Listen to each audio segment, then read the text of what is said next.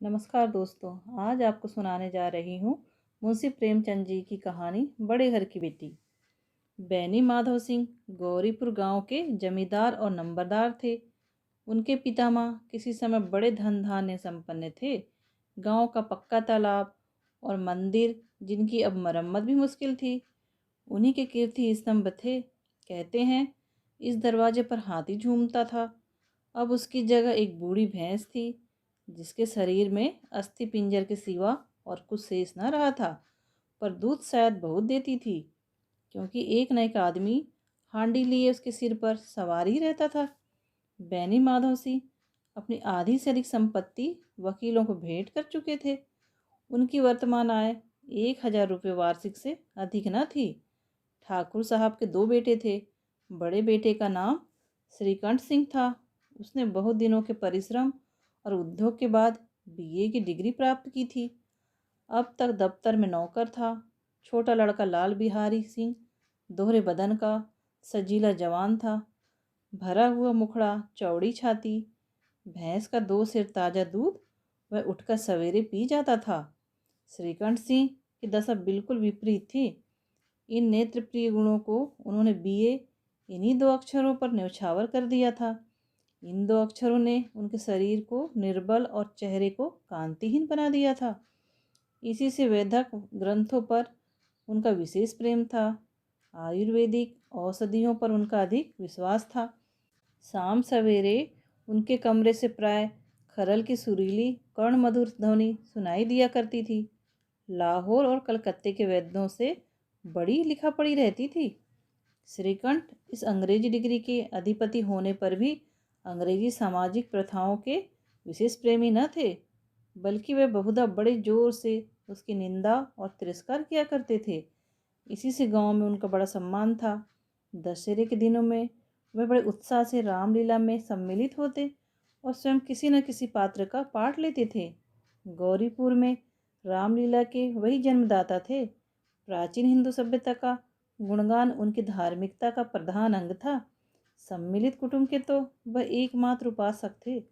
आजकल स्त्रियों को कुटुंब में मिलजुल कर रहने की जो अरुचि होती है, उसे वह जाति और देश दोनों के लिए हानिकारक समझते थे। यही कारण था कि गांव की ललनाएं उनकी निंदक थी। कोई कोई तो उन्हें अपना शत्रु समझने में भी संकोच न करती थी। स्वयं उनकी पत्नी कोई इस विषय में उनसे विरोध था। यह इसीलिए नहीं कि उसे अपने सास ससुर देवर या जेठ आदि से घृणा थी, बल्कि उसका विचार था यदि बहुत कुछ सहने और तरह देने पर भी परिवार के साथ निर्वाह ना हो सके, तो आए दिन की कला से जीवन को नष्ट करने की अपेक्षा यही उत्तम है कि अपनी खिचड़ी अलग पकाई जाए। आनंदी एक बड़े उच्च कुल की लड़की थी। उसके बाप एक छोटी सी रियासत के तालुकेदार थे। विशाल भवन, एक हाथी, 3 कुत्ते, बाज, बहरी, सिकरे, झाड़ फानूस, आनरेली, मजिस्ट्रेटी और ऋण, जो एक प्रतिष्ठित तालुकेदार के भोग्य पदार्थ हैं, सभी यहाँ विद्यमान थे। नाम था भूप सिंह। बड़े उदार चित्त और प्रतिभाशाली पुरुष थे, पर दुर्भाग्य से लड़का एक भी न था। 7 लड़कियां हुई और देवयोग से सबकी सब जीवित रही। पहली उमंग में तो उन्होंने 3 ब्याह दिल खोल कर किए, पर 15-20 हजार रुपयों का कर्ज सिर पर हो गया तो आंखें खुली, हाथ समेट लिया। आनंदी चौथी लड़की थी। वह अपनी सब बहनों से अधिक रूपवती और गुणवती थी। इससे ठाकुर भूप सिंह उसे बहुत प्यार करते थे। सुंदर संतान को कदाचित उसके माता पिता भी अधिक चाहते हैं। ठाकुर साहब बड़े धर्म संकट में थे कि इसका विवाह कहाँ करें। ना तो यही चाहते थे कि ऋण का बोझ बढ़े, और न यही स्वीकार था कि उसे अपने को भाग्यहीन समझना पड़े। एक दिन श्रीकंठ उनके पास किसी चंदे का रुपया मांगने आया। शायद नागरिक प्रचार का चंदा था। भूप सिंह उनके स्वभाव पर रीझ गए और धूमधाम से श्रीकंठ सिंह का आनंदी के साथ ब्याह हो गया। आनंदी अपने नए घर में आई तो यहाँ का रंग ढंग कुछ और ही देखा। जिस टीम टाम की उसे बचपन से ही आदत पड़ी हुई थी, वह यह नाम मात्र को भी न थी। हाथी घोड़ों का तो कहना ही क्या, कोई सजी हुई सुंदर बहली तक न थी। रेशमी स्लीपर साथ लाई थी, पर यहाँ बाग कहाँ, मकान में खिड़कियाँ तक न थी। न जमीन पर फर्श, न दीवार पर तस्वीरें। यह एक सीधा साधा देहाती गृहस्थ का मकान था। किंतु आनंदी ने थोड़े दिनों में अपने को इस नई अवस्था में ऐसा अनुकूल बना लिया मानो उसने विलास के सामान कभी देखे ही न थे। एक दिन दोपहर के समय लाल बिहारी सिंह तो चिड़िया लिए हुए आया और भावत से बोला, जल्दी से पका दो, मुझे भूख लगी है। आनंदी भोजन बनाकर उसकी राह देख रही थी। अब वह नया व्यंजन बनाने बैठी। हांडी में देखा तो घी पाँव भर से अधिक न था। बड़े घर की बेटी किफ़ायत क्या जाने, उसने सब घी मांस में डाल दिया। लाल बिहारी खाने बैठा तो दाल में घी न था। बोला, दाल में घी नहीं छोड़ा।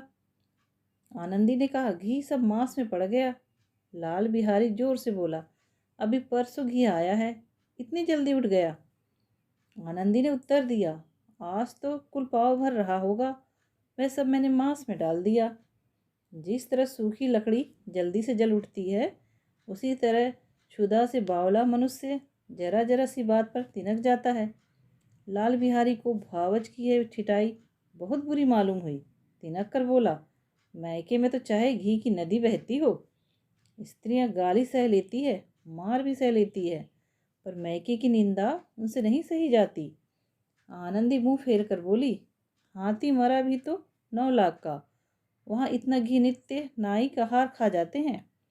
लाल बिहारी जल गया, थाली उठाकर पलट दी और बोला, जी चाहता है जीप पकड़कर खींच लूं।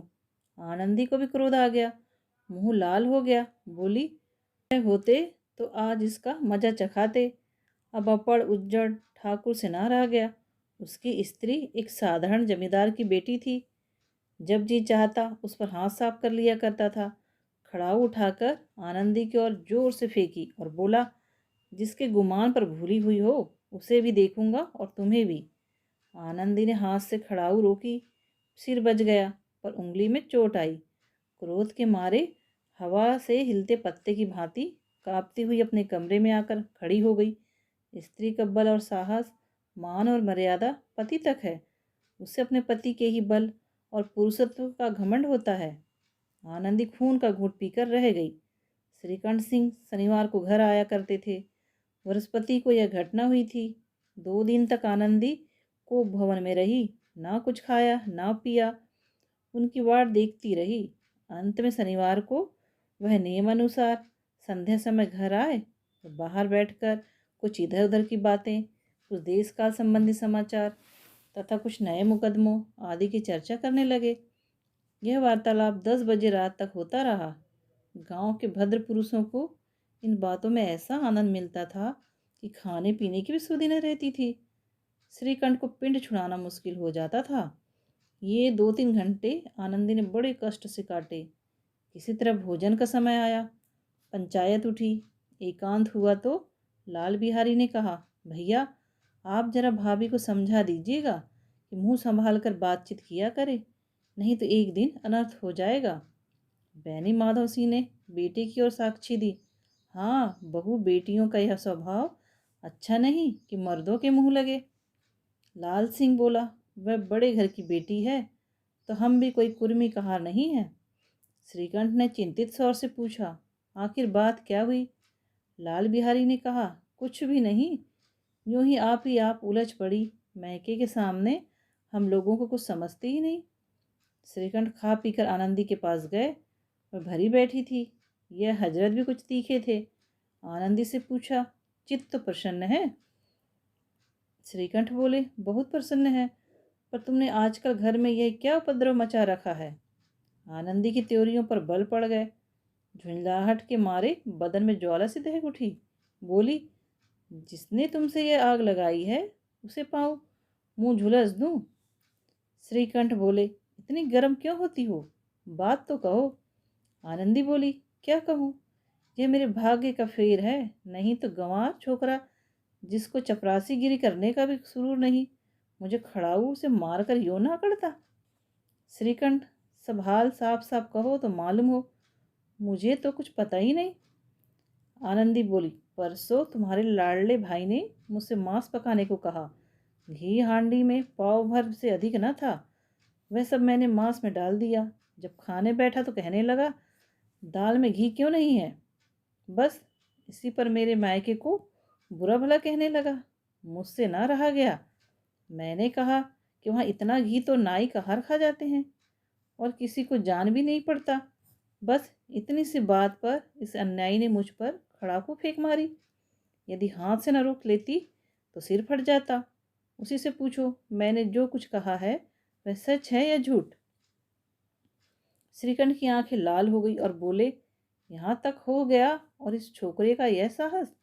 आनंदी स्त्रियों का स्वभाव अनुसार रोने लगी क्योंकि आंसू उनकी पलकों पर रहते हैं। श्रीकंठ बड़े धैर्यवान और शांत पुरुष थे। उन्हें कदाचित ही कभी क्रोध आता था। स्त्रियों के आंसू पुरुषों की क्रोधाग्नि भड़काने में तेल का काम देते हैं। रात भर करवटें बदलते रहे। उद्विग्नता के कारण पलक तक नहीं झपकी। प्रातःकाल अपने बाप के पास जाकर बोले, दादा अब इस घर में मेरा निभाह ना होगा। इस तरह की विद्रोह पूर्ण बातें कहने पर श्रीकंठ ने कितनी ही बार अपने कई मित्रों को आड़े हाथों लिया था, परंतु दुर्भाग्य आज उन्हें स्वयं वे ही बातें अपने मुंह से कहनी पड़ी। दूसरों को उपदेश देना भी कितना सहज है। बैनी माधव सिंह घबरा उठे और बोले, क्यों? श्रीकंठ बोले, इसीलिए कि मुझे भी अपना मान प्रतिष्ठा का कुछ विचार है। आपके घर में अब अन्याय और हठ का प्रकोप हो रहा है। जिनको बड़ों का आदर सत्कार करना चाहिए वे उनके सिर चढ़ते हैं। मैं दूसरे का नौकर ठहरा घर पर रहता नहीं। यहाँ मेरे पीछे स्त्रियों पर खड़ाऊ और जूतों की बौछारें होती है। कड़ी बात तक चिंता नहीं, कोई एक कि दो कह ले वहाँ तक मैं सह सकता हूँ, किंतु यह कदापि नहीं हो सकता कि मेरे ऊपर लाल घूंसे पड़े और मैं दम न मारूं। बैनी माधव से कुछ जवाब न दे सके। श्रीकंठ सदैव उनका आदर करते थे। उनके ऐसे तेवर देखकर बूढ़ा ठाकुर अवाक रह गया। केवल इतना ही बोला, बेटा तुम बुद्धिमान होकर ऐसी बातें करते हो। स्त्रियां इस तरह घर का नाश कर देती है, उनको बहुत सिर चढ़ाना अच्छा नहीं। श्रीकंठ बोले, इतना मैं जानता हूँ, आपके आशीर्वाद से ऐसा मूर्ख नहीं हूँ।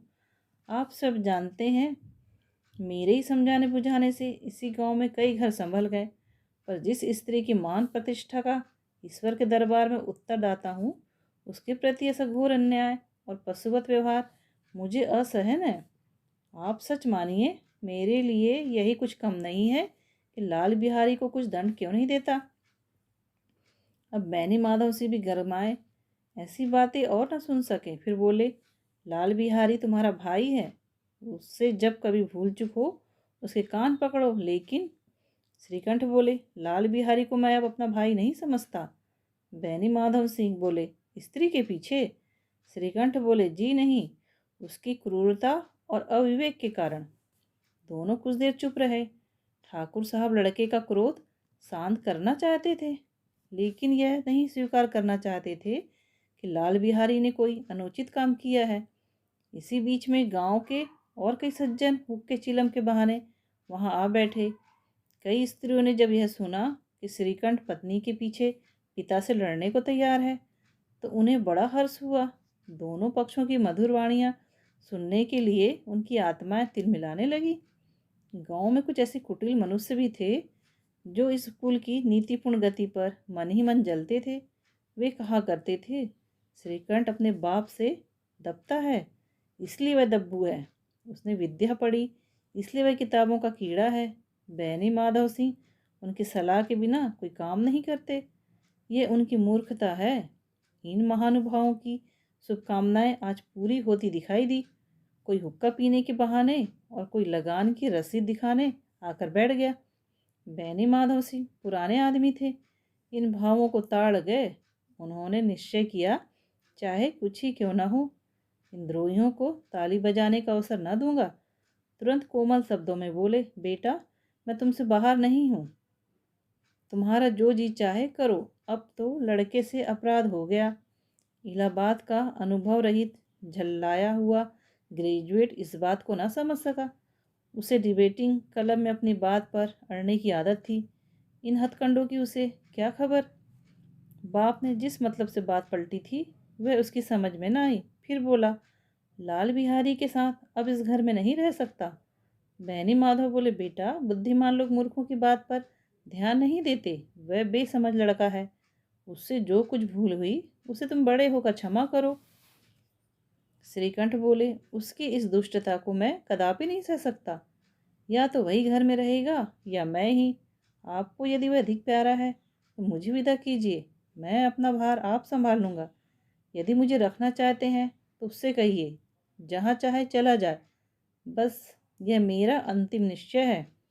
लाल बिहारी सिंह दरवाजे की चौखट पर चुपचाप खड़े बड़े भाई की बातें सुन रहा था।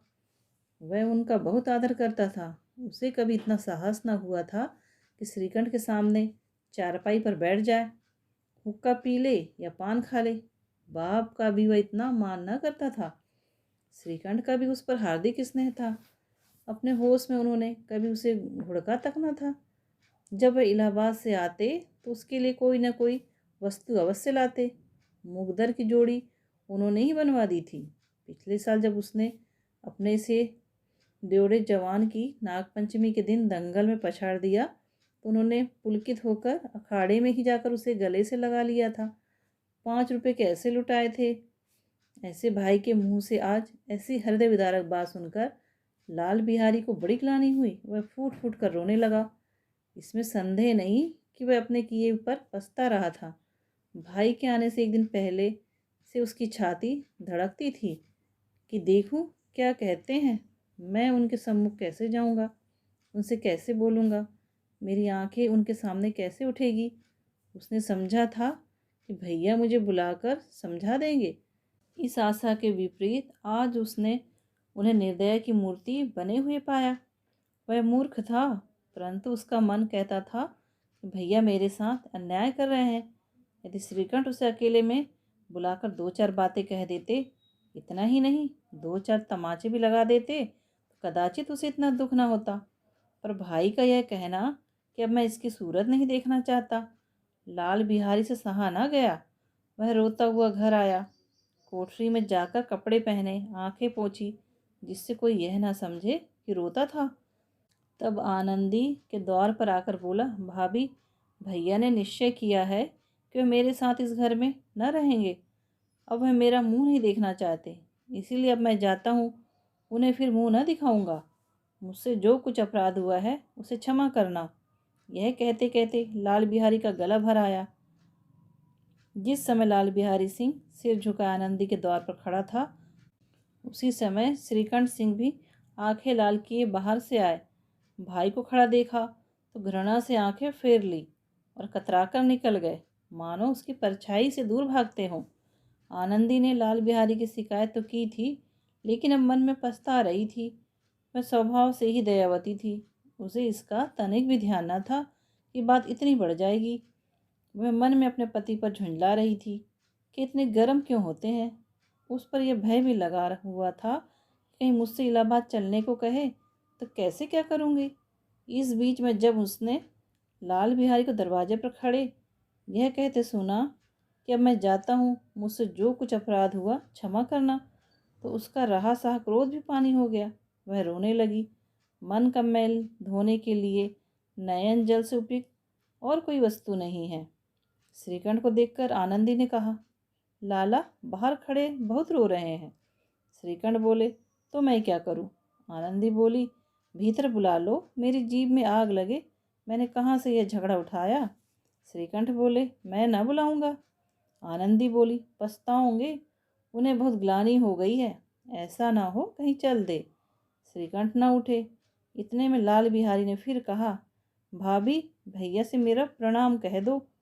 वह मेरा मुंह नहीं देखना चाहते, इसलिए मैं भी अपना मुंह उन्हें न दिखाऊंगा। लाल बिहारी इतना कहकर लौट पड़ा और शीघ्रता से दरवाजे की ओर बढ़ा। अंत में आनंदी कमरे से निकली और उसका हाथ पकड़ लिया। लाल बिहारी ने पीछे फिर कर देखा और आंखों में आंसू भरे बोला, मुझे जाने दो। आनंदी बोली, कहाँ जाते हो। लाल बिहारी बोला, जहाँ कोई मेरा मुंह न देखे। आनंदी बोली, मैं न जाने दूंगी। लाल बिहारी बोले, मैं तुम लोगों के साथ रहने योग्य नहीं हूँ। आनंदी बोली, तुम्हें मेरी सौगंध, अब एक पग भी आगे न बढ़ाना। लाल बिहारी बोले, जब तक मुझे यह न मालूम हो जाए भैया का मन मेरी तरफ से साफ हो गया, तब तक मैं इस घर में कदापि न रहूँगा। आनंदी बोली, मैं ईश्वर को साक्षी दे के कहती हूँ, तुम्हारी और मेरे मन में तनिक भी मैल नहीं है। अब श्रीकंठ का हृदय भी पिघला। उन्होंने बाहर आकर लाल बिहारी को गले लगा लिया। दोनों भाई खूब फूट फूट कर रोए। लाल बिहारी ने सिसकते हुए कहा, भैया अब कभी मत कहना कि मैं तुम्हारा मुंह न देखूंगा। इसके सिवा आप जो दंड देंगे मैं सैर स्वीकार करूंगा। श्रीकंठ ने कांपते हुए स्वर से कहा, लल्लू इन बातों को बिल्कुल भूल जाओ। ईश्वर चाहेगा तो फिर ऐसा अवसर ना होएगा। बैनी माधव सिंह बाहर से आ रहे थे। दोनों भाइयों को गले मिलते देखकर आनंद से पुलकित हो गए। बोल उठे, बड़े घर की बेटियां ऐसी ही होती हैं, बिगड़ता हुआ काम बना लेती हैं। गांव में जिसने यह वृत्तांत सुना उसी ने इन शब्दों में आनंद की उदारता को सराहा। बड़े घर की बेटियां ऐसी ही होती हैं। कहानी सुनने के लिए बहुत बहुत धन्यवाद। कहानी पसंद आई हो तो प्लीज़ लाइक कीजिए और सब्सक्राइब कीजिए। धन्यवाद।